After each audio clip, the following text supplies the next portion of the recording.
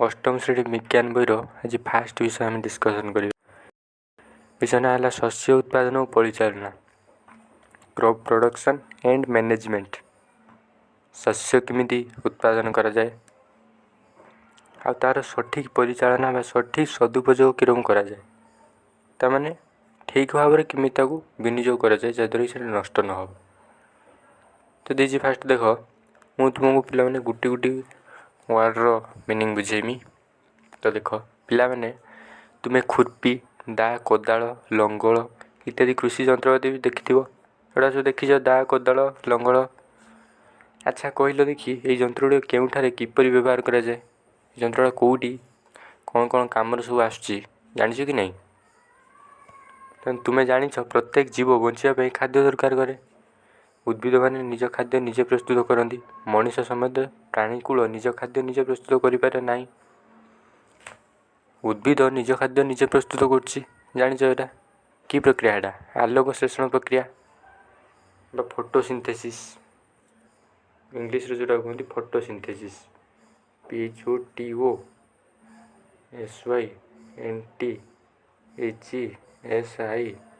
है ओडिया कहते आलोक श्लेषण प्रक्रिया। किंतु प्राणी निज खाद्य प्रस्तुत कर ना उद्भिद उपर से डिपेंडेंट बा निर्भरशील। तेरे कह तो देखी प्राणी मैंने केउठार से खाद्य पाई था कहनी तापर देखिए प्रथमे आम जाना कथा आम मैंने कहीं खाद्य खाऊ पे तुम खाद्य कहीं खाऊच बचापी निहाती कहीं खाद्य शक्ति मिले सीना आम बचा तेना आम समस्त जान खाद्य शक्ति मिले यही शक्ति को विभिन्न शारीरिक क्रियापी जीव उपयोग करे जो शक्ति मिलूँ शरीर विभिन्न कार्य करने शक्ति की विनियोग करा जाए। यही कार्य गुड़ कौन परिपाक शोषण रेचन एगुड़ा सब जान श्वासक्रिया रेचन कर मल आकार जो बाहर परिपाक खाद्य हजम हो पाकस्थली जो व्यवहार कराऊँगी ये सब शक्ति दरकार करें उद्भिद ठार प्राणी ठार कि उभय ठार खाद्य पाई क्वेश्चन था कौन आम केउठार खाद्य पाऊ उद्भिद ठार पाचु प्राणी ठार पाचु उभय ठार पाचु है जेहेतु आम समस्त खाद्य दरकार करूँ आम किपरि आम देश में एत संख्यक लोक खाद्य जोगाई थाऊ निश्चय मन प्रश्न उठुव आम तो समस्त खाद्य दरकार ताने देशर एत लोक अच्छा कोटी कोटी लोक ताने खाद्य किरम जोगाऊँ निहाती खाद्य संकट देवा देखा देवा कथा खाद्य बहु परिमाण उत्पादन होगा आवश्यक। ये विराट जनसमाज को खाद्य उपयोग खाद्य जोगाइबा को हेले नियमित उत्पादन ठीक परिचालना सुगम बंटन एकांत जरूरी।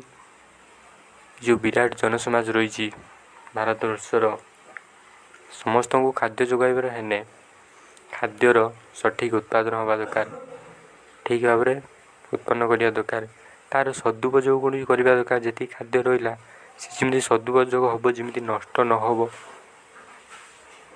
सुषम बंटन तो करवा दरकार है। तापर एबे देख कृषि प्रणाली ख्रीष्टपूर्व 10,000 वर्ष पर्यंत लोक मैंने जाजाबर भाव जीवन यापन करते जाजाबर आबांडन ABANDON इंग्लिश वर्ड गोटे मन रख इंग्लिश वर्ड पे दरकार तुम तो देख आबांडन ABANDON माने जाजाबर।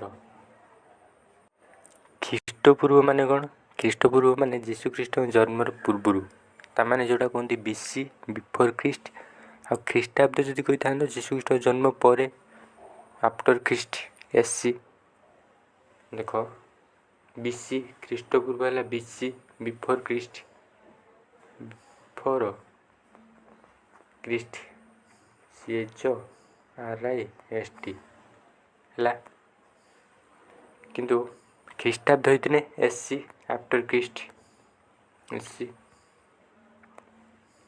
ताने ख्रीष्टपूर्व 10,000 वर्ष पर्यंत लोक मैंने जाजाबर माने एटी सेठी जीवन यापन करते बुली बुली जो निर्दिष्ट घर सार नाला एटी किछ दिन रहिले पुणी सेठी किछ दिन रहिले पुणी आ गोटे जगार किछ दिन रहिले जलवायु अनुसार खाद्य अनुसार से चारिआडे बास करते ସେମାନେ ବିଭିନ୍ନ ଗୋଷ୍ଠୀରେ ରହି ଖାଦ୍ୟ ଅନ୍ୱେଷଣ ପାଇଁ ଏଣେତେଣେ ଘୁରି ବୁଲୁଥିଲେ। ଯେଉଁଠି ଖାଦ୍ୟ ମିଳିଲା ସେମାନେ ସେଇଠି ବାସ କରୁଥିଲେ। ସେମାନେ କଞ୍ଚା ଫଳ ପନିପରିବା ଖାଉଥିଲେ। ଯେହେତୁ ଘୁରି ବୁଲିକି ରହିଲେ କଞ୍ଚା ଫଳ ପନିପରିବା ଏସବୁ ଜିନିଷ ସେମାନଙ୍କୁ ମିଳିବ। ଖାଦ୍ୟ ପାଇଁ ପ୍ରାଣୀ ଶିକାର କରୁଥିଲେ।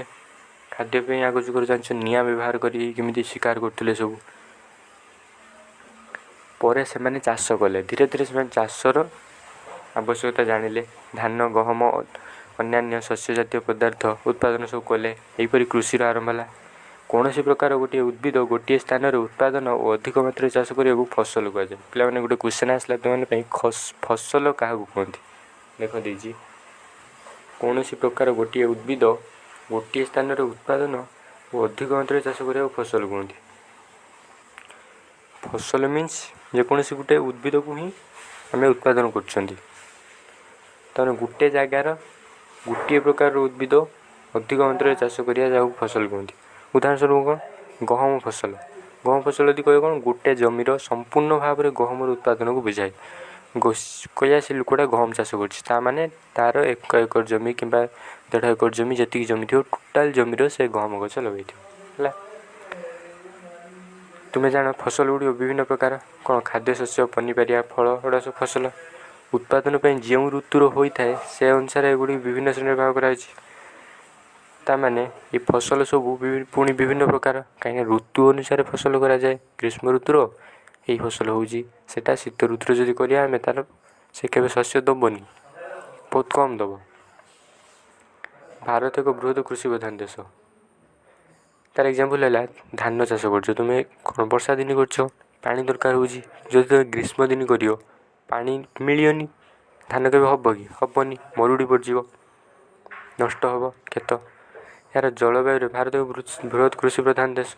ଏହାର ଜଳବାୟୁର ଅବସ୍ଥା ଯଥା ତାପମାତ୍ରା ଆର୍ଦ୍ରତା ବୃଷ୍ଟିପାତ ଆଞ୍ଚଳିକ ଭିତ୍ତିରେ ଭିନ୍ନ ଭିନ୍ନ ହୋଇଥାଏ। ଭାରତର ତାପମାତ୍ରା ଆର୍ଦ୍ରତା ମିନ୍ସ ଉଷ୍ମତା, ଯେଉଁ ବର୍ଷା ହେଲେ ପାଗଟା ଥଣ୍ଡା ଥଣ୍ଡା ରହୁଛି। ତାହେଲେ ଆର୍ଦ୍ରତା ମିନ୍ସ ଜଳବାୟୁ ରହୁଛି, ବାୟୁମଣ୍ଡଳର ଜଳବାୟୁର ପରିମାଣ। ବୃଷ୍ଟିପାତ, ବର୍ଷା ହେଉଛି ଆଞ୍ଚଳିକ ଭିତ୍ତିରେ ଅଞ୍ଚଳ ନେଇକି ଭିନ୍ନ ଭିନ୍ନ ଅଞ୍ଚଳର ଭିନ୍ନ ଭିନ୍ନ। ଏହି ଅନୁସାରେ ବିଭିନ୍ନ ପ୍ରକାର ଫସଲ ଉତ୍ପାଦନ ଭିନ୍ନ ଭିନ୍ନ ଅଞ୍ଚଳ କରାଯାଇଥାଏ। ଏହି ବିବିଧତା ସତ୍ତ୍ୱେ ଦୁଇଟି ଉନ୍ନତ କିସମର କୃଷି ପ୍ରଣାଳୀ ଚିହ୍ନଟ କରାଯାଇଛି। ଯଦିଓ ବିଭିନ୍ନ ସ୍ଥାନରେ ବିଭିନ୍ନ ପ୍ରକାର ଫସଲ ଉତ୍ପାଦନ କରାଯାଉଛି, ତଥାପି ଫସଲକୁ ମୁଖ୍ୟ ଦୁଇଟା ଭାଗରେ ବିଭକ୍ତ କରାଯାଇଛି। କ'ଣ ନା ଖରିଫ ଫସଲ, ଆଉ ଗୋଟେ ହେଲା ରବି ଫସଲ। ପିଲାମାନେ ମୁଁ ଗୋଟେ ସର୍ଟ ଟ୍ରିକ୍ କହିମି, କେଉଁଟା କେଉଁ ଦିନରେ ହେଉଛି ତୁମେ ମନେ ରଖିବନି, କନଫ୍ୟୁଜ୍ ପଡ଼ିଯିବ। ଖରିଫ ଫସଲଟା ବର୍ଷା ଦିନ ହେଉଛି, ରବି ଫସଲଟା ଶୀତ ଦିନ ହେଉଛି। କିନ୍ତୁ ତୁମେ କନଫ୍ୟୁଜ୍ ପଡ଼ିବ କି କେଉଁଟା କେଉଁ ଦିନରେ ହେଉଛି। ଗୋଟେ ୱାର୍ଡ଼ କହୁଛି ରସି, ମିନ୍ସ ଏ ଗୋଟିଏ ୱାର୍ଡ଼ ମନେ ରଖିବ ତୁମର ହେଇଗଲା। ମିନ୍ସ ରବି ଫସଲ, ସିର ଶୀତ ଦିନେ, ରବି ଫସଲଟା ଶୀତ ଦିନ ହେଉଛି। ତା'ମାନେ ଆଉ ଗୋଟେ ରହିଲା, ରବି ଫସଲଟା ଯେହେତୁ ଶୀତ ଦିନ ପଳେଇଲା, ଆଉ ଗୋଟେ ରହିଲା କ'ଣ? ଖରିଫ ଫସଲ, ସେ ନିଶ୍ଚିତ ଭାବରେ ବର୍ଷା ଦିନ ହେଇଥିବ ହେଲା। ତାପରେ ଦେଖ, ବର୍ଷା ଦିନେ ଚାଷ କରାଯାଉଥିବା ଫସଲକୁ ଖରିଫ ଫସଲ କୁହାଯାଏ। ଏପଟେ ଦେଲା ଶୀତ ଦିନେ ଉତ୍ପାଦନ ହେଉଥିବା ଫସଲକୁ ରବି ଫସଲ କୁହାଯାଏ। ତାପରେ ଭାରତରେ ବର୍ଷା ଋତୁ ସାଧାରଣତଃ ଜୁନ୍ରୁ ସେପ୍ଟେମ୍ବର ପର୍ଯ୍ୟନ୍ତ ଆମର ବର୍ଷା ଋତୁ ସାଧାରଣତଃ। ଏବେ ତ ତୁମେ କହିବ କାହିଁ ଜୁନ୍ରୁ ସେପ୍ଟେମ୍ବର ବର୍ଷା ହେଉନି, ଏବେ ଜଳବାୟୁର ପରିବର୍ତ୍ତନ ହେଲାଣି। ବର୍ଷା ଦିନେ ବର୍ଷା ହେଉନି, ଗ୍ରୀଷ୍ମ ଦିନେ ଖରା ହେଉନି, ଏମିତି ସବୁ। ଧାନ ମକା ସୋୟାବିନ୍ ଚିନାବାଦାମ କପା ଏଗୁଡ଼ା ସବୁ ଖରିଫ ଫସଲ, ବର୍ଷା ଦିନ ହେବ।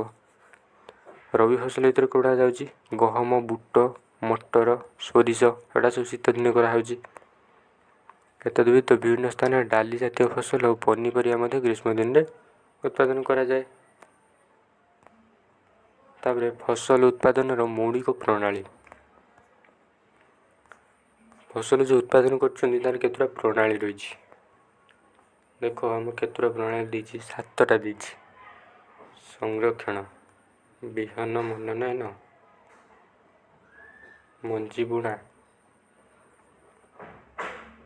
କଲ୍ଟିଭେସନ୍। ପିଲାମାନେ ଫସଲ ଉତ୍ପାଦନର 7ଟା ପ୍ରଣାଳୀ, କେଉଁ ପ୍ରଣାଳୀ ଦେଇକି, ପ୍ରଣାଳୀ ବା ପ୍ରୋସେସ୍ କୁହନ୍ତି, କେଉଁ ପ୍ରୋସେସ୍ର ଆମେ ଗୋଟେ ଫସଲ ଉତ୍ପାଦନ କରିବା। ଏଇଟା ପିଲାମାନେ ନେକ୍ସଟ କ୍ଲାସ୍ରେ ପଢ଼ିବା, ଯେହେତୁ ଭିଡ଼ିଓଟା ବହୁତ ଲମ୍ବା ହେଇଯିବ।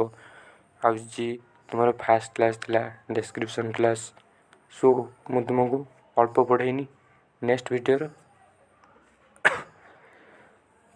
ये इंपोर्टेंट पार्ट गोटे अच्छी से पढ़ा।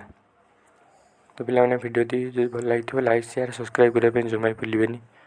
धन्यवाद।